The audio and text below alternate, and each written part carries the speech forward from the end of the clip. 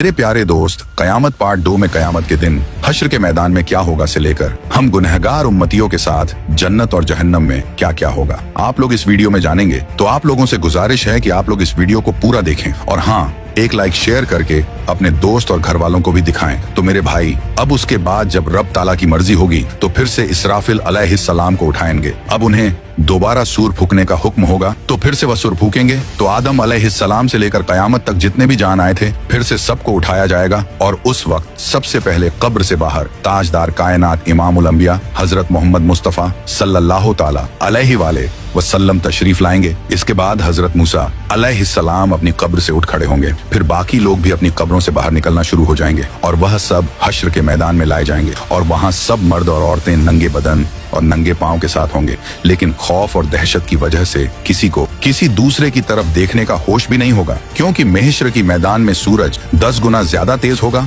और हर आदमी को यूं महसूस होगा कि सूरज जमीन से कुछ गज के फासले पर है। धूप की सख्ती की वजह से लोग पसीने में डूबे हुए होंगे और उस दिन 7 किस्म के आदमियों को अर्श का साया नसीब होगा। नबी पाक सल्लल्लाहु ताला अलैहि वसल्लम ने इरशाद फरमाया कि धूप और प्यास की वजह से लोग तड़प रहे होंगे, कोई किसी का हाल पूछने वाला ना होगा। इस हालत में कई हजार साल गुजर जाएंगे। फिर आखिर लोग परेशान होकर आपस में मशवरा करके हजरत आदम अलैहिस्सलाम की खिदमत में पेश होंगे और कहेंगे, ऐ हमारे अब्बा जान, आप हमारे साथ कदम आगे बढ़ाइए और अल्लाह के हुजूर अर्ज कीजिए कि ऐ अल्लाह, इस सख्ती को बर्दाश्त करना मुश्किल है, आप हमसे हिसाब ले लीजिए ताकि हमें जाना कहाँ है वहां जल्दी पहुंच जाए। यह तंगी हमारी बर्दाश्त से बाहर है। मगर हजरत आदम अलैहिस्सलाम उस वक्त यह कहते हुए इनकार फरमा देंगे कि नहीं, मैंने भूल की वजह से एक दाना खा लिया था और उस दाने की वजह से 300 साल तक रो रो कर माफी मांगता रहा। हदीस पाक में आया है कि पूरे इंसानों के जितने आंसू हैं वे सारे के सारे 10वां हिस्सा हैं और 9 हिस्से आंसू हजरत आदम अलैहिस्सलाम के उन 300 सालों में निकले और उसके बाद अल्लाह ताला ने उनकी तौबा को कबूल फरमा लिया। इतना रोए और माफी मांगने के बाद और तौबा कबूल हो जाने के बाद आखिर उन्होंने बैतुल्लाह शरीफ बनाया और 30 हज पैदल चल कर की।